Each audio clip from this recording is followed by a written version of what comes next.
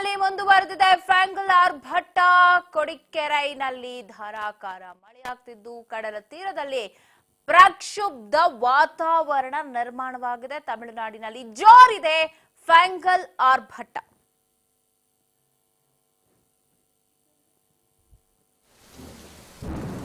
ತಮಿಳುನಾಡಿನಲ್ಲಿ ಮುಂದುವರೆದಿದೆ ಮಳೆ.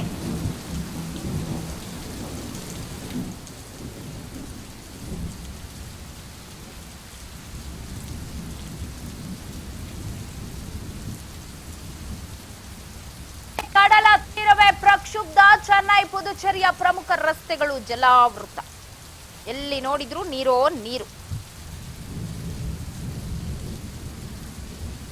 ರಾಮನಾಥಪುರ, ಕಾರನ್, ಕುಂಬರಂ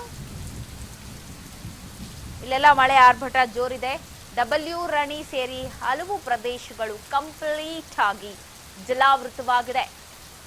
ಜನರ ರಕ್ಷಣೆಗೆ ಚೆನ್ನೈನಲ್ಲಿ ಕಂಟ್ರೋಲ್ ರೂಮ್ ವ್ಯವಸ್ಥೆಯನ್ನ ಕೂಡ ಮಾಡಲಾಗಿದೆ.